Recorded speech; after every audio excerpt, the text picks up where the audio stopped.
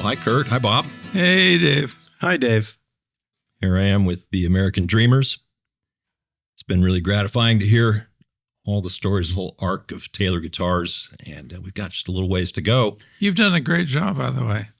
Definitely. Yeah. I appreciate that. Yeah. It's been a real pleasure. Back at you. Well, can you believe we've made it into our 5th decade on the podcast here? We're 40 years into your adventure. Whoa. You've endured some tough times and you've prospered and you've established the company as a real player, a real leader in the industry. You built a great leadership team and you're making motion towards succession. You know, lots happened in 40 years. Let's set the time machine, though, to 2015. That's about where we left off last time. Bob, 2015, you're focused on lightening our footprint on the environment. Mm-hmm. Kurt, you're developing the global sales and marketing organization. Mm-hmm. Andy's designs are really starting to flow. It's like you meant for this to happen. But 2015, I want to ask, Bob, you invested so much of yourself in Ebony and Cameroon. But 2015, you said, let's try this with koa in Hawaii. And I'm curious, what drove that? Well, it was another sort of serendipitous moment.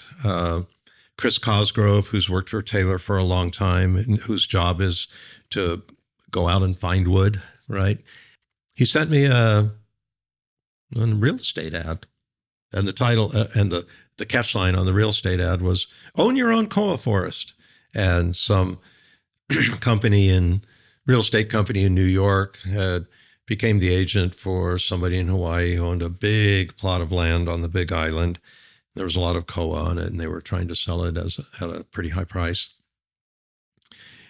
And he sent this to me and said, Bob, maybe we should buy a piece of land and own our own koa forest. And I go, yeah, maybe we should. So I go, let me ask. So I sent it to Steve McMinn, who's our supplier for spruce and maple, and had been cutting the koa forest. We would buy logs, send them to him. He would cut the logs, and just charge us for cutting logs. And I sent it to Steve, and I said, maybe we should own our own koa forest. And Steve said, I'll find out. $20,000 and a month, hired some people, took a few trips back and forth to Hawaii, met up with people. He came back and he said, yeah, you should own your own koa forest, just not that one. And we started looking some more. We both got interested, and make a long story short, we decided to make a partnership between Pacific Rim Tonewoods and Taylor Guitars. And we came up with an idea of doing some work for private landholders where they had some koa left over, their forests were degrading, and we felt that we could restore their forest, and the cost associated with restoring that forest would be derived from the koa we would cut from the land. A lot of that koa was turning into what we call standing mulch. You know, they were aging out. Somewhere in the 80s, people had it with cutting koa because it had just sort of been robbed and pillaged and not done very well. And so there was kind of a lock it up mentality around Hawaii, especially with the state. There's no cutting of koa on state lands since, I think, 1983. Private lands were using koa kind of as an ATM. You know, anytime a ranch needs some money, they cut some koa and sell it. It was worth a lot of money. Anyways, we found one project to do, and we got really good marks for that. Our reputation grew a little bit. We found another acreage to do, 1,200 acres that we logged, restored, put a lot of investment into it. We ended up making some profit at the end, so it paid for itself. Moved on to another piece of land. Then we acquired a piece of land, 560 some acres. And if we come all the way forward to now, we're planting that out with very good genetic koa.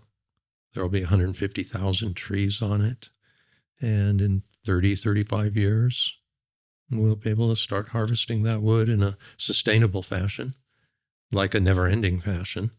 And yeah, so that's what we're doing there. And it's quite an enterprise. He acquired the land Yeah. personally. Yeah. Yeah, I bought the land, and then I lease it to the company for $100 a year plus 25% of the value of, we call it stumpage fee, the value of the log, which is you buy a log and that's a value, then you cut it into lumber or sets, and then that's a bigger value. But that, at some point when we start taking wood from the land, then that LLC, that is the land, can derive that income, which will be more than enough to maintain it, pay the taxes on it, maybe have some nickels left over for my descendants, you know. For folks listening to this, though, as I understand it, when you think Hawaii, you have a certain picture in your mind. This is not resorts and luau's. This is a different part of Hawaii. Well, you know, Hawaii is every Hawaiian island, especially the Big Island and Maui, is a big giant mountain, right? And islands aren't divided. They're divided like slices of pie. Think of a big, tall lemon meringue pie, and everybody gets a slice, and it's really tall in the middle, might be a little bit wider out on the outside edge. So the land ownership goes up the mountain. As it goes up the mountain, it gets cooler. And so we bought this piece of property. We found this and I purchased it, and it's at about between 2,500 and 3,200 feet elevation. It's cattle land. So most of Hawaii is ranch land or forest. It's just the very edge that's kind of the tropics. And of course, there's a dry side and a wet side. So on the Big Island, the first time I ever went to Hawaii, flew into Kona, and it's all just lava. And you're like, so where's the Hawaii part? You know, I don't know where the Hawaii part is. If you go over to Hilo, it's pretty tropical. It looks like, you know, that show series called Lost, you know, which it's just jungle.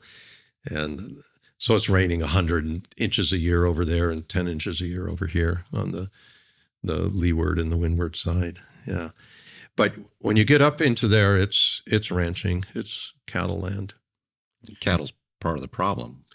Well, cattle eat the koa because the koa is a legume. It's a pea family, and it grows up. All you have to do is scarify the land.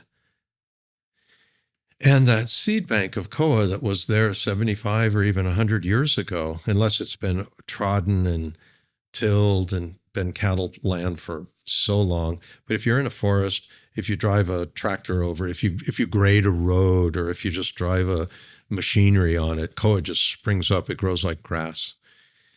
And if there's cattle, sheep, or pigs on that property, they eat it the next day. So in order to grow koa, you have to have a fence. And then you have to get all the animals out, all of them, every one of them, or you have no hope of growing koa. And it'll grow like crazy if you fence out that. So the latest piece of work that we're doing, we just spent $1 million building a road and a fence around 800 acres of this 5,000 acre project that we're doing, the first 800 acres.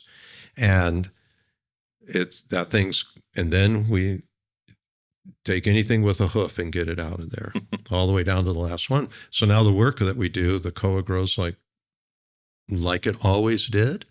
And then you really need a cowboy to ride that fence every day and look for a hole. You get one hole, and the pigs get in, and there goes your forest. Was the property for sale when you bought it? Yeah, a colleague of ours who's a realtor found that piece of property. Mm. It was kind of perfect for growing koa because it, at one time, was primeval koa forest. Mm. I'm the second owner of that property, King Kamea being the first, then Parker Ranch had owned it all the way up until now. And so it was given to Parker, who was a in-law. He married a daughter of King Kamehameha, as I understand it. And it was all cattle country, just grass. But it's 20 feet deep of volcanic silt. It's the best tree planting dirt you can find. And it gets 80 inches of rain a year. And it's in Zone 8, Zone 1 being the most dangerous, the most likely to be ruined by a volcanic action, Zone 10 being the safest. It's in Zone 8, so we feel pretty safe that a volcano won't take out our trees, you know. And there's a lot more to that story, but that would take the rest of the episode. Well, you can divulge a little bit. I know that Cameroon was and is very complex. And it couldn't be more complex. Not to say that Hawaii doesn't have its own complexities. But Hawaii is the United States, but it is an island, and it's not like, you know, culturally and socially, it's not really like it is here in the mainland. And there's a lot of stakeholders in Hawaii. And in any place we go, if we have a factory in Mexico, if we open distribution at our in Europe, and we have our office and warehouse in Holland, or Kurt knows, you know, we just opened distribution in Japan. Any place that we are, you better learn that culture, and you better operate in that culture. You can't just bring the American way over there and think that that's going to work out. You've got to find a way to what that culture is, what their rules, their laws, their thinking, and then you've got to blend into that and operate the way that it goes.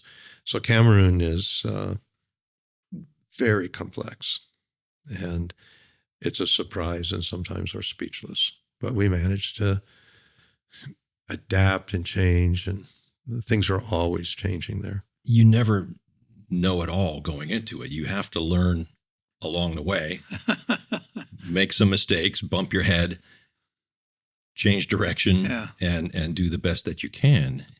It's I imagine that there's some things you can't undo, but you go into it with your eyes wide open and be willing to make a misstep or two, but keep going. Or is it you don't have that? Well, luxury? when we went to Cameroon, our eyes weren't very wide open. That was really, and we started that at almost exactly the same time that Kurt started our distribution in Europe. It was the same year. Yeah, we were going over to meet on that, getting started in Amsterdam when you were contacted and you had the meeting about the mill in Cameroon.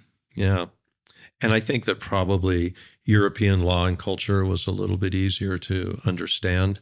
You know, there's the rule of law there, you know, and you could... It's Western culture. It's Western culture. Down in Cameroon, you don't really know what the law is. Taxes can change, and it's almost like a classified ad in the newspaper. And if you don't happen to open the newspaper that day, you don't know that taxes have changed. And then if you don't pay them, the penalties are usually 10 times what the money owed is. And so there's just a lot of things there that are hidden. You can't find out the answer. It's a negotiation.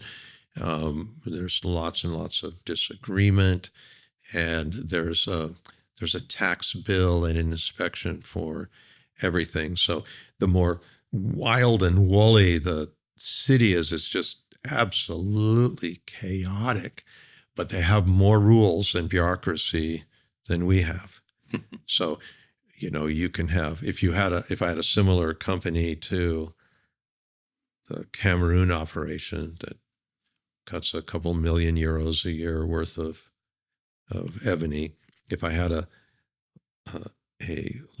timber company in the United States that cuts a couple $1 million a year worth of timber into lumber, the difference would be the one in the United States would operate with a bookkeeper or a half-time bookkeeper in the office, an owner/manager, or maybe a manager working for an owner, and 5 or 6 people in a sawmill and some suppliers that bring things in.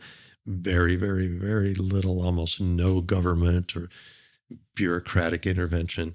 That the version of that in Cameroon is 60 people, 13 in the office, just wringing their hands every day, finding out what misstep we made that day, in the way we're doing it. But you said the people there are happy, right? They're pretty happy. They're happy when they're poor. The nation is poor. We can pay more money, and we do. We operate legally. The legal version is really, really complex, and we do all of that. Most people aren't really employed legally there. It's just kind of, in the shadows. Once you're legal, then you can be investigated and fined and argued with, and that you're a target. You're a target. But it's a rough life. We do everything we can do to make it less of a rough life as a employer, but we can't fix a country. And a lot of the problems that people have are the country of Cameroon problems, not, the company that employs them really can't provide to their life everything that a society, family, a government, social structure, we can't provide all of that for them. And, but they are joyful people when they're not in the middle of a crisis. And after all these years of being there, and I spent 100 days a year there for 8 years, getting to know it pretty well, building the new factory that was clean and safe and something that you would have here, where before we bought a business that was there. It was a hellhole. I mean, that's how I'll describe it. Yeah, after all that time, what I found is what they excel at, I describe as being able to handle disappointment. They have this super, super, super high tolerance for disappointing things coming their way that we don't have. Disappointment can ruin us, and they just take it and move on, and they're still happy because they don't have a choice. Yeah, they don't get their hopes up too much. I was thinking about you over the weekend. You told me about that movie about King Leopold from Belgium. King Leopold's Ghost is a book. They made a film out of it. Yeah, I saw the film. It has to do with rubber, right? How the people were treated getting rubber out of there. It's estimated that in the Congo, 15 million Congolese people died over the time of getting rubber out of it. But it was pretty bad. And then there was the French Congo and the Belgian Congo, and it's separated by a river. And Brassa was the name of a Italian who became French because he wanted to be an explorer. And he was in a very high up family in the monarchy in Italy in that time. He joined the French military, became an explorer, and he is the original explorer in the French Congo. When the same things happened there, but against his will, he spent his whole entire life fighting the onslaught of the rubber, the maltreatment of the Congolese in the French Congo, which was known as that. And you still have the two countries, Democratic Republic of Congo, DRC, and the Congo. Okay, so they were, even though things went bad there, he was so beloved by the Congolese that we still have Brazzaville. And its sister city on the other side of the river, they changed the name of that town like 5 minutes after winning their independence. But the French Congo side has never changed Brazzaville. And like if you go to France, and the Brassa cigarettes and that kind of stuff all come from the name of this one person. But the same things happened in the Amazon when they were gathering rubber. So it's interesting. Rubber was a great invention in the world, and it was very exploitive. Well, so was a lot of timber, right? So was a lot of timber. By the way, when you see Southeast Asian furniture coming into your local furniture store and it says it's made from rubber wood, it's made from rubber tree wood. And a lot of those trees that were planted that were natural, and then more of them were planted to be able to get rubber out of them, over the years have grown into big trees, and it's actually a pretty nice wood. But when you look deeply into it, you realize that a lot of the wood that we use in guitar making comes from tropical areas where they're lawless and not very strong to protect themselves, economically poor, and it's easy to go in and break the law. And so a lot of what we've been trying to do is go in and not break the law. And in the case of Ebony in Cameroon, we were faced with the Lacey Act. One thing led to another. This opportunity came up, and we thought, if we own that sawmill, we have a good chance of running it. It's hard to know whether we're running it completely legal, because the definition of legality is just so murky there. Mm-hmm.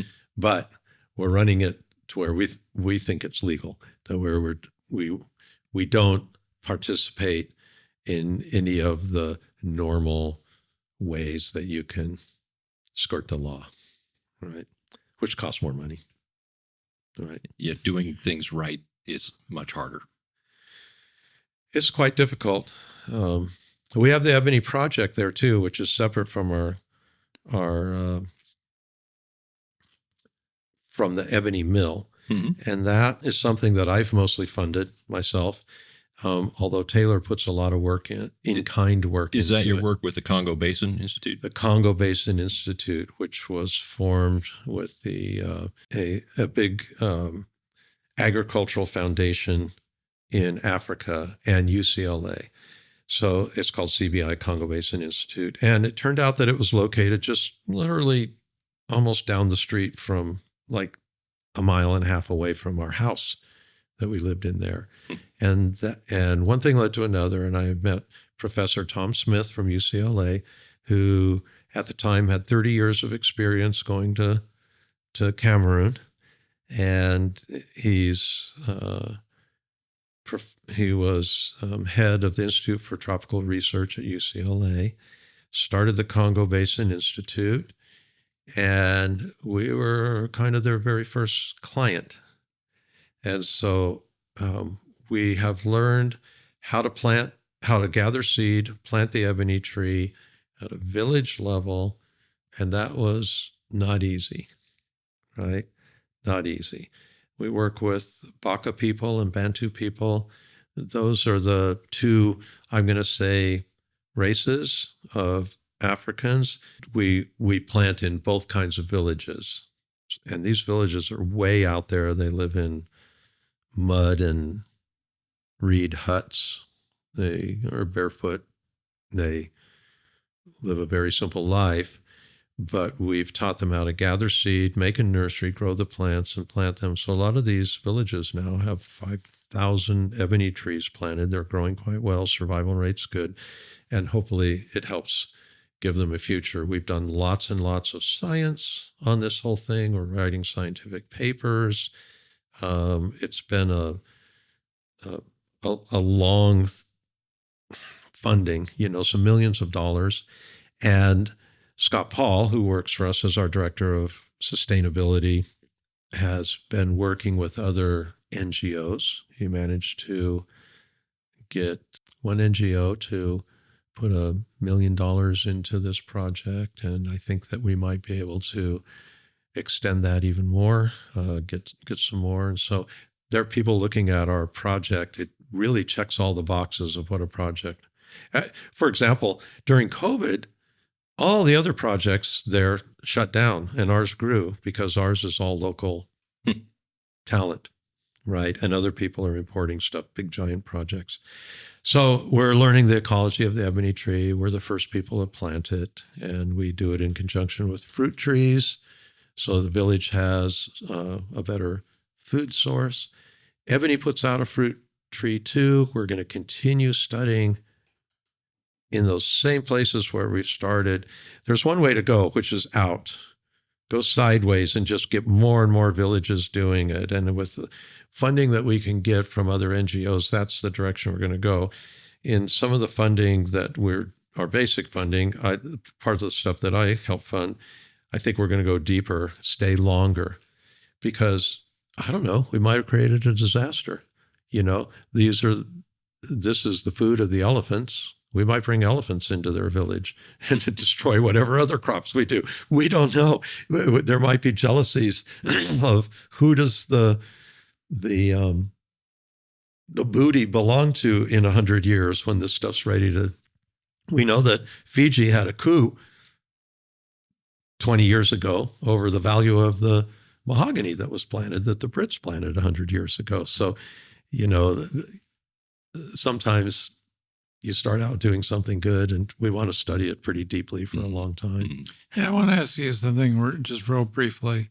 In reading these books I recently bought about in the Caribbean, like plantations, like European countries put in these big sugar plantations, and a lot of the furniture that was made for them was mahogany. And what the books have said is that it was the native wood, from the Caribbean. Do you know about that? Was a lot of mahogany growing throughout the Caribbean islands? I know about Honduras. The very best mahogany species is grown in Cuba, Cuban mahogany. Oh, really? Okay. Yeah, it's the best. We don't see it in the United States because of our relationship with Cuba. Mm-hmm.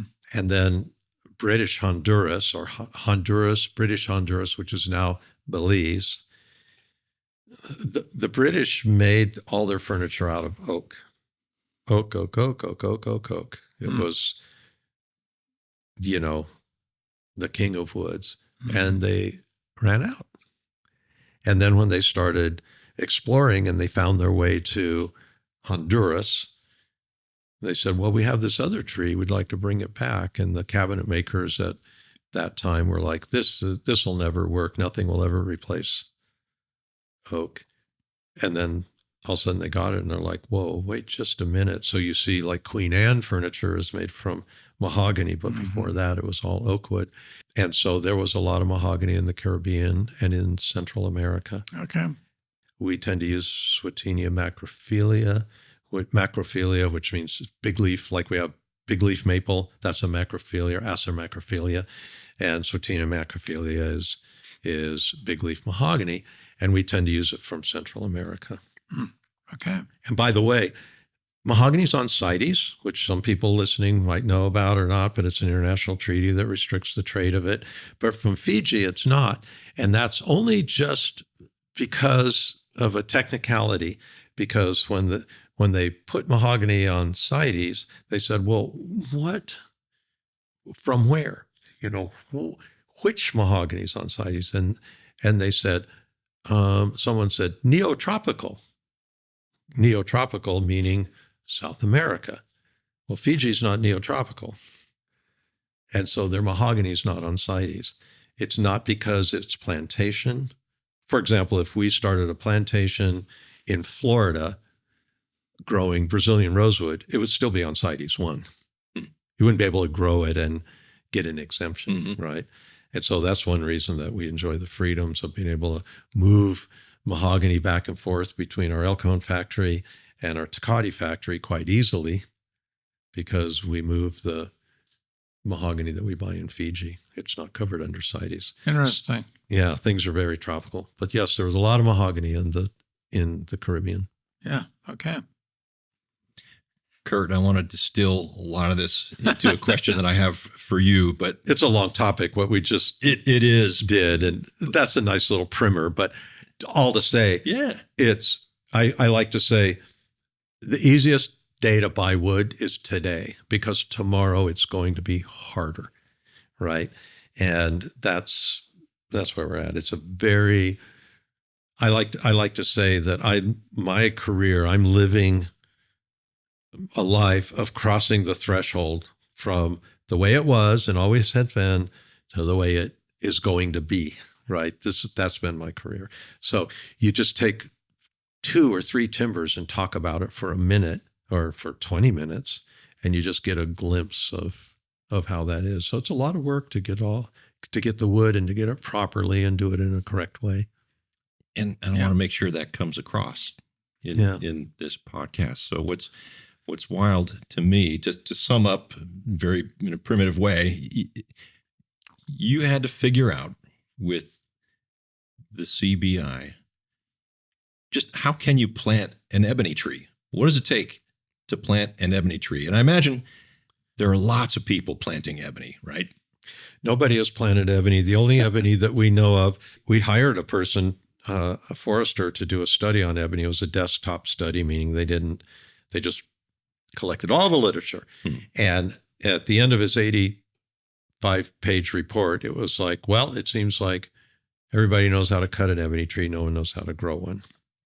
And that really is the truth. There is a forestry, a couple acres planted outside of Yaoundé that they planted some ebony 30 years ago that the Ministry of Forestry did in Cameroon, but they put some work into it. They planted it. They walked away. They didn't do any science. The ebony tree is interesting. For example, here's the difference in seeds. You buy seeds. You can buy some carrot seeds. You want to plant a garden, you buy some corn seeds. Well, you can't buy koa seeds. You got to go collect them.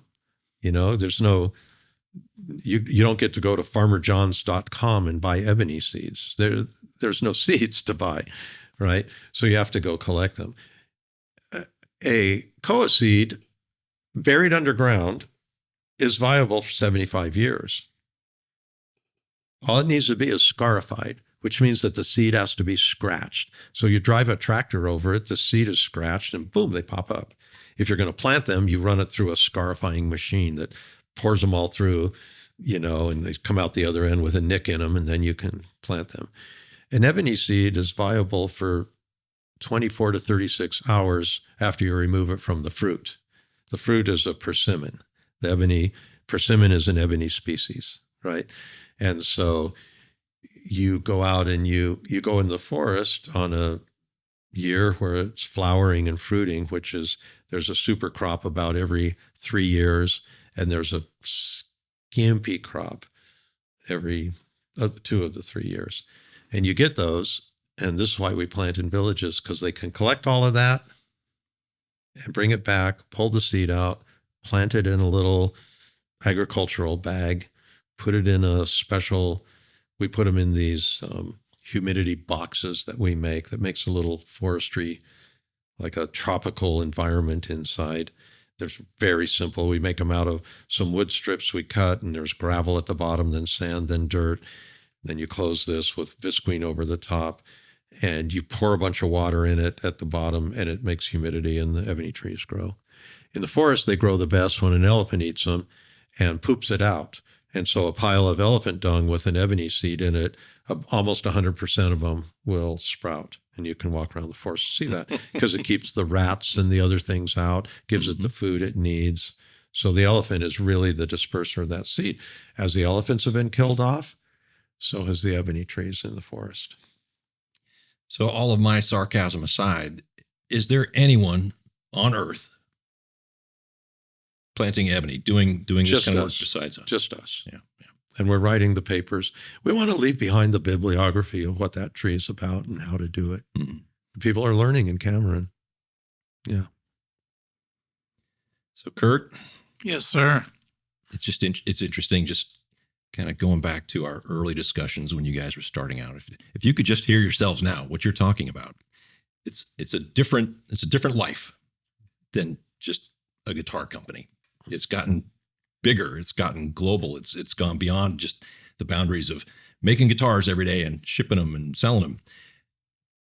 As this work, sustainability, and I know that's a buzzword that gets thrown around a lot, but as Bob's efforts are becoming more of the fabric of the company, are you thinking about how the brand is evolving and how that message is carried across to not just guitar players, but would-be guitar players someday? No, not really. Okay, thanks. Next question.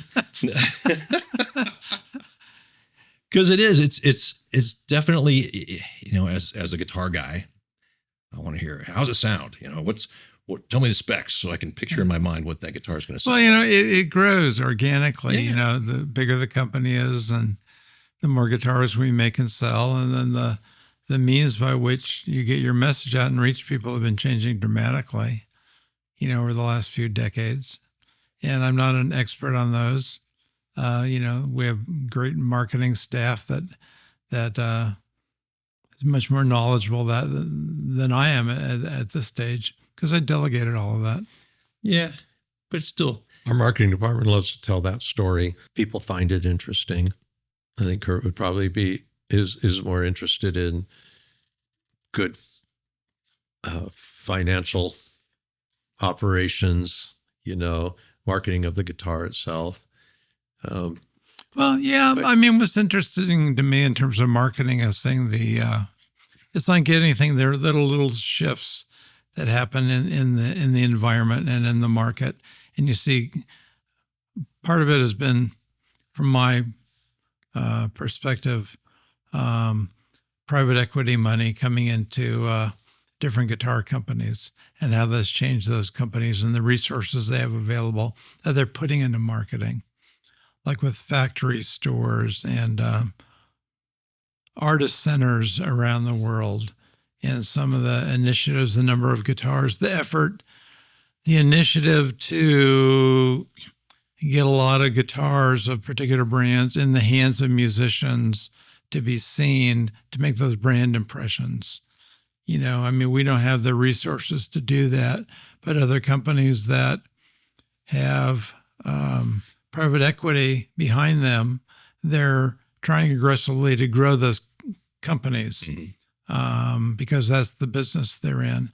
So there are different strategies and initiatives being employed that are changing the market and changing the competition for us.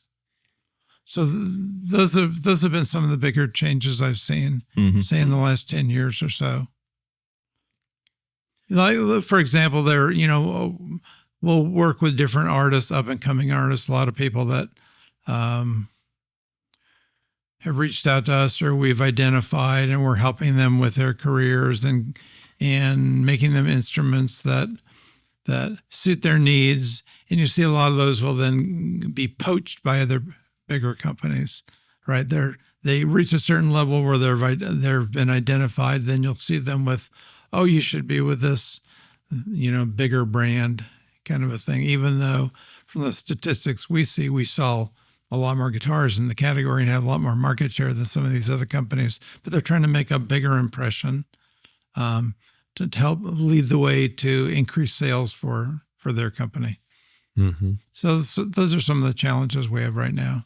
But like I said, I'm not an expert on the different tactics that we use. Yeah. Well, we had, I think it was in episode 4, we talked a lot about the branding that we started out with our advertising, right? And we never really relied on famous people playing our guitars to build our brand. A lot of other companies really rely on that.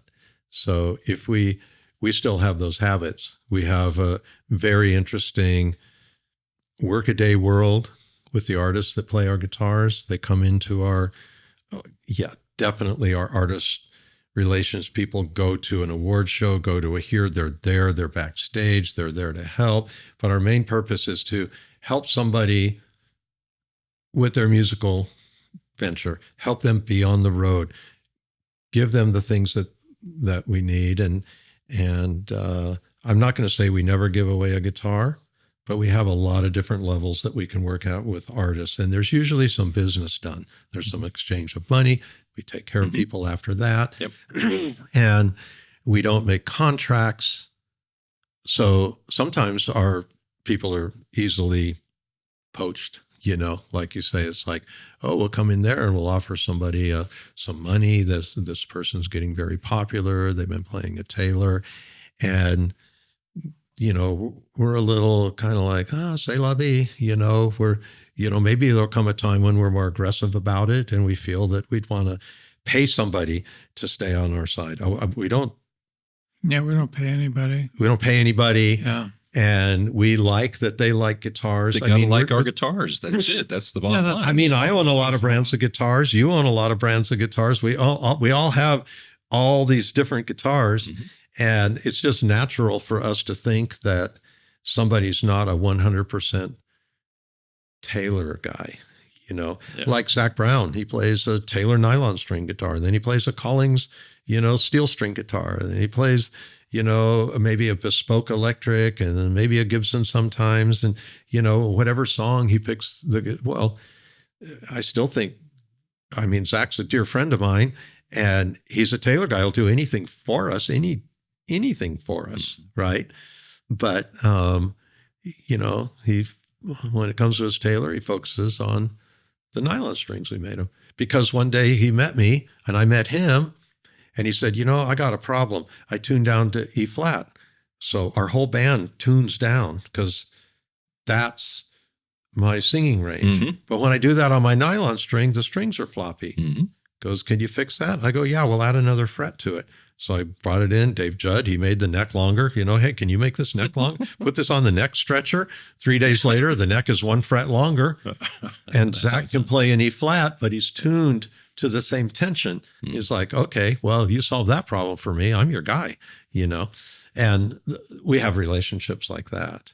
They come and they go, and it's kind of a river of people. Some people are just Taylor from till death do us part, and others aren't. Yeah. Several years ago, George Strait had the big concert, and he played one of our guitars throughout. He was using that a lot then. And then I saw him a few years ago. He was playing a Martin, mm-hmm. a very fancy Martin guitar.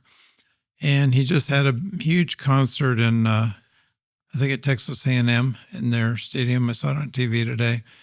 And it was another very fancy black dreadnought. And I'm looking at it. It didn't look, I think it was a Collings mm-hmm. is what it was. So, It's the ebb and flow. Actually, I want to bring it up when we have Andy on, but there's a newer artist named Jacob Collier. Oh, yeah. Who's very popular for all the right reasons. And we built him a couple of really unique guitars that it's, you wouldn't have planned on building a 5 or a 10 string guitar tuned the way he does it, but that's what he needs. And we can talk more about that. Boy, what a unique guy, I tell you. Yeah. He's like, I've been watching him for a long time before we got introduced to him. I was such a fan because it was during a time when I was, it was during a time when I had a heightened interest between like mean and tempered tuning.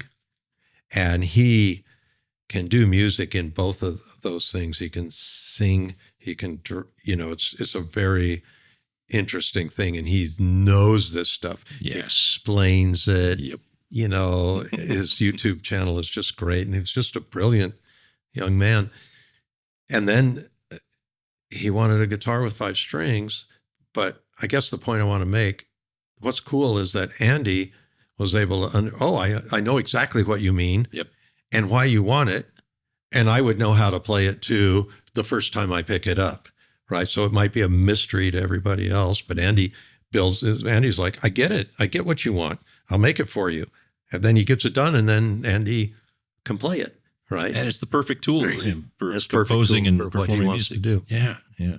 It's not tuned like a guitar.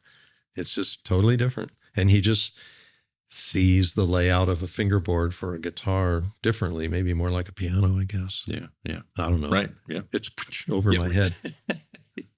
Mine too.